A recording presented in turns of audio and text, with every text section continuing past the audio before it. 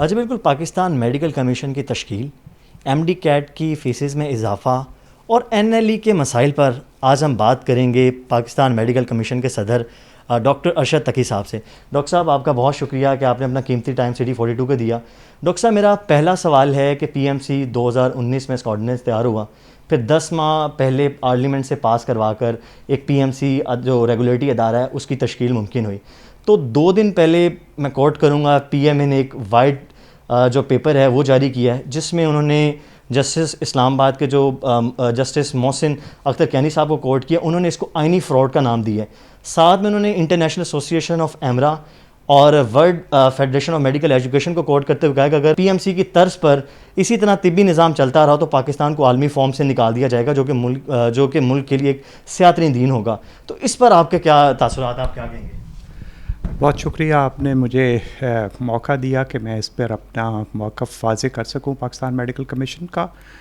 میں سٹارٹ کرتا ہوں جو آپ نے بات کی World Federation of Medical Education اور International Association of Medical Regulatory Authorities سے منسوب بیان کی. میں ایزیوم کروں گا کہ یہ کم علمی کی وجہ سے دیا گیا ہے, کیونکہ میں سوچ نہیں سکتا کہ کوئی ذمہ دار تنظیمیں اس طرح لوگوں کو جان بوجھ کر گمراہ کریں.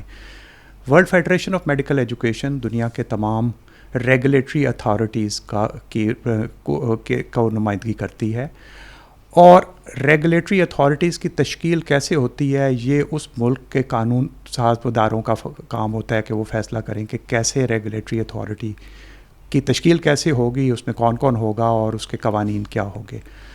سو World Federation of Medical Education سے یا ایمرا سے اس قسم کی کا بیان منسوب کرنا, کم علمی کہوں گا, گمراہ کن شاید جان بوجھ کے وہ نہ کر رہے ہوں.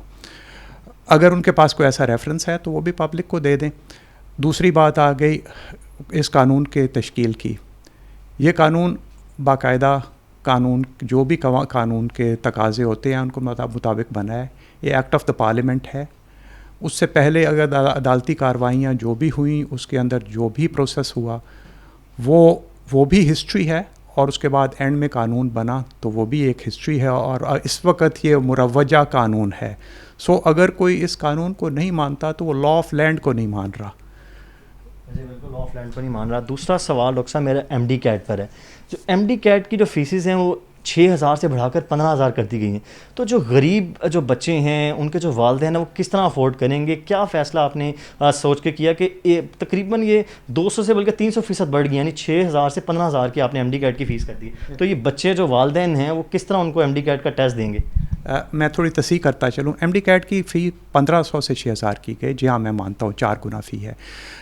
اس میں 2-3 وجوہات ہیں. ایک تو یہ ہے کہ یہ آپ شفٹ ہوئے کمپیوٹر بیسڈ ٹیسٹنگ پہ, جس کے اندر کہ ظاہر ہے وہ سارا ٹیسٹنگ کا نظام, اس کے اندر انویسٹمنٹس, وہ سب چیزیں ہیں جو کہ ہو رہی ہیں. لیکن اس میں ایک جو امپورٹنٹ چیز ہے کہ یہ ایک محض ایک ٹیسٹ کی فیس نہیں ہے. اس کے اندر ہم نے یہ سوچا, اور یہ حقیقت ہے, کہ یہ 1,500 تو بچہ ایم ڈی کیٹ کی فیس دیتا ہے, اس سے کہیں زیادہ پیسے وہ یہ ڈفرینٹ اکیڈمیز کو پریپریشن کے لیے دیتا ہے. سو ہم نے کہا کہ ہم اس فی کے اندر 6,000 کے اندر ہم ان کو پریکٹس کویسچنز بھی دیں گے, جس سے کہ وہ خود پریکٹس کر سکیں. اس جیسے جتنے کویسچنز بینک میں ہوں گے اتنے ہی یا اس سے زیادہ سوال پریکٹس کویسچنز ہوں گے جو کہ ان کے دیے جائیں گے. دوسرا, اس کے اندر ایک مکمل موک ٹیسٹ دیا جائے گا, کیونکہ یہ کمپیوٹر بیسڈ ٹیسٹ ہے. بعض بچوں کے لیے اس کمپیوٹر کا استعمال اور وہ چیز, سو وہ ایگزیکٹلی اسی سمولیشن میں جس ایسے کے ٹیسٹ دیا جاتا ہے وہ جا کے ویسا ہی ایک ٹیسٹ بھی دیں گے, جس سے کہ وہ اس ایک فیس کے اندر یہ 3 چیزیں ہیں کہ آپ نے کہا اب کہ کویسچنس بھی آپ کے پاس پریکٹس کویسچنس ہوں گے, پریکٹس پیپرز ہوں گے, آپ کے پاس موک ٹیسٹ ہوگا, اور پھر اس کے بعد اصلی ٹیسٹ ہوگا. اس ٹیسٹ کا رزلٹ آپ کو امتحان دینے کے آدھے گھنٹے کے اندر آپ کو رزلٹ آپ کے پاس آدھے گھنٹے کا رزلٹ آ جائے گا. ڈاکٹر صاحب میرا آپ سے اہم سوال ہے, N L E national licensing exam, آج اس کی آخری ڈیٹ ہے. دوسری جانب ڈاکٹر صاحب جب سے یہ این ایل ای آیا ہے تب سے پی ایم اے اس کے ساتھ گرینڈ اسٹوڈنٹ الائنس اور جو اور سسٹر جو 14 تنظیمیں انہوں نے اس کے بائیکاٹ کا اعلان کیا ہے. جب یہ آپ نے رجسٹریشن کی ڈیٹ کا اعلان دیا تھا, جب ہم نے ان تنظیم سے بات کی, ان کا کہنا تھا کہ ہمارا جو NLE ایگزام ہے اس سے پراپر بائیکاٹ ہے, اور جب یہ ایگزامس کنڈکٹ ہوں گے اس وقت ہم سینٹرز کو تالے لگا دیں گے. مجھے ڈاکٹر صاحب یہ بتائیں, ایک طرف جو ہے وہ وہاں پر بائیکاٹ کی بات کریں, دوسری طرف آپ نے NLE ایگزام کنڈکٹ کر رہی ہے, تو برف کسی طرف سے پگھل نہیں رہی ہے.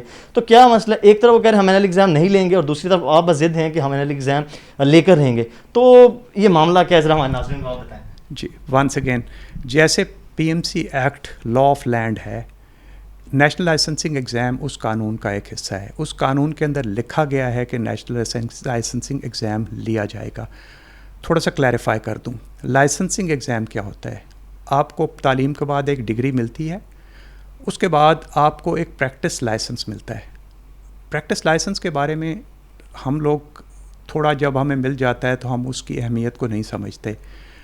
جب ایک لائسنس ملتا ہے تو وہ ریگولیٹر, اور میں یہ سب کو یاد دہانی کرا دوں کہ پاکستان میڈیکل کمیشن ایک ریگولیٹر ہے, یہ کوئی ڈاکٹرز کی نمائندہ تنظیم نہیں ہے, یہ ایک اسٹیٹ کا ریگولیٹر ہے جس کے ذمہ ہے کہ وہ آپ لائسنس دے. جو لائسنس ایک یقین دہانی ہے معاشرے کو کہ یہ جس ڈاکٹر کو لائسنس دے رہے ہیں وہ قابل ہے, وہ سیف ہے.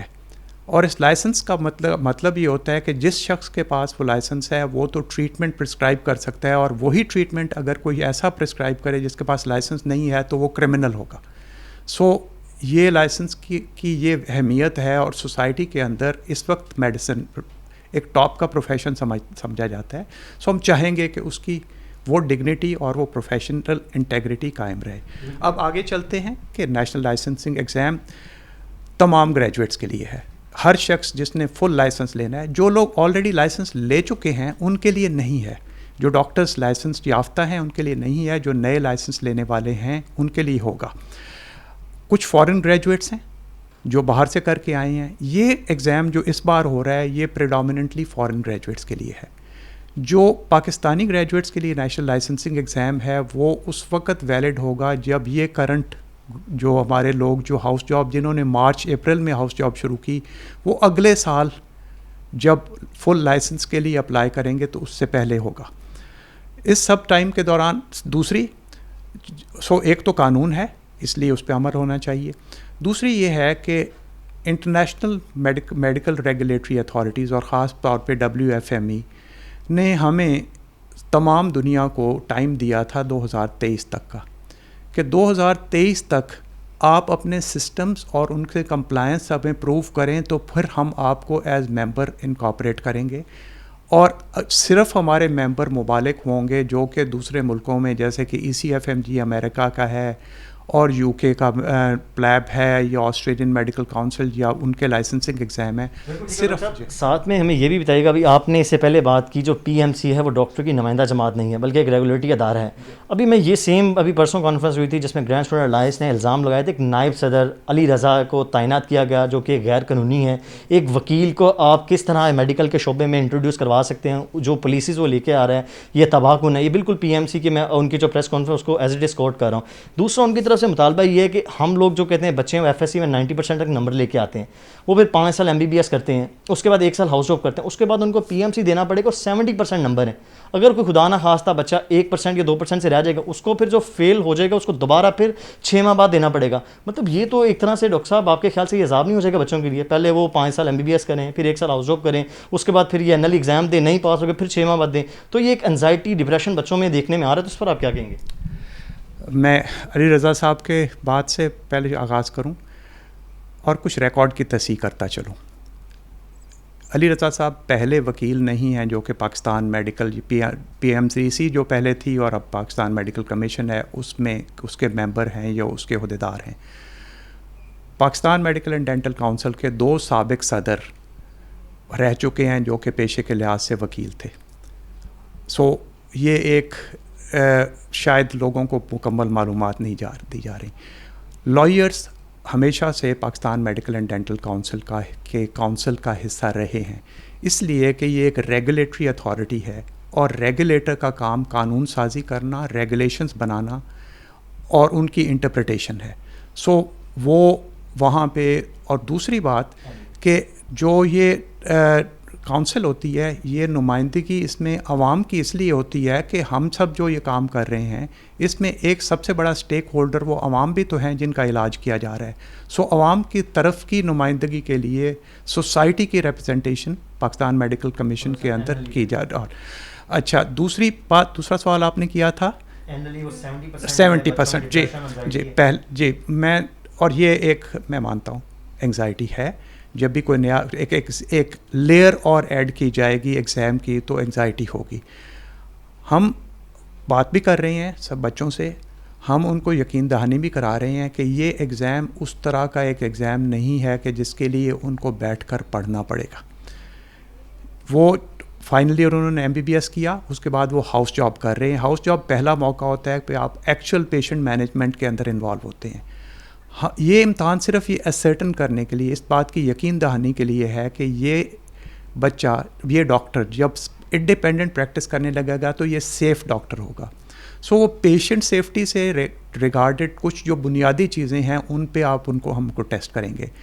اور ہم یہ ٹیسٹ اس طرح ڈیزائنڈ ہوگا کہ اس کے اندر آپ 70% ہمیں معلوم ہے کہ ہمارا ایک گریجویٹ آرام سے لے سکے گا, اور اس کو جانتے ہوئے یہ بنایا گیا. اور دوسرا ایک اور میں بتا دوں کہ یہ 70% جو ریکمنڈیشن تھی یہ نیشنل ایکیڈیمک بورڈ کی تھی جس کے 17 ممبر نے کام کیا.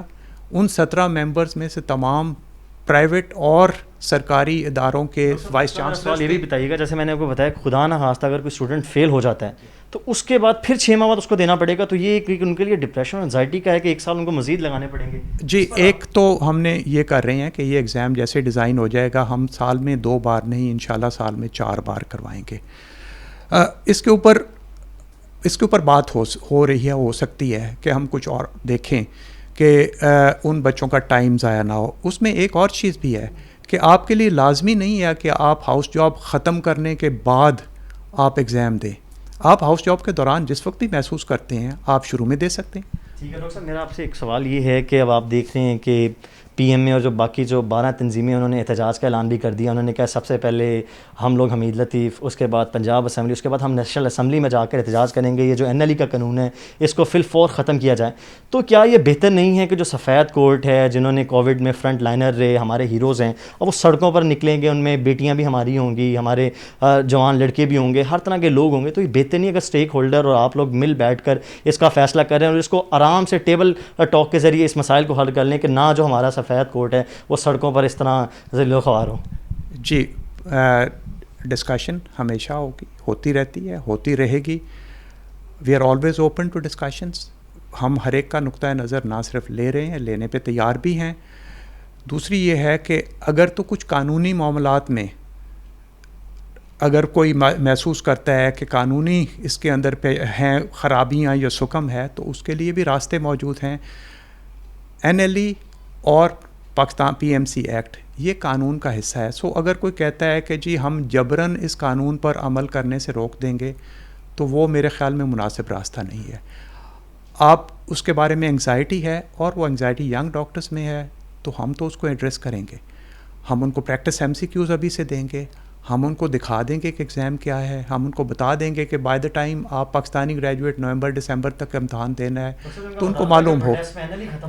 جی تو وہ اس کے لیے آپ میرے پاس نہ آئیں اور سڑک پہ نہ آئے, آپ جا کے جن لوگوں نے قانون بنایا ہے NLE کا.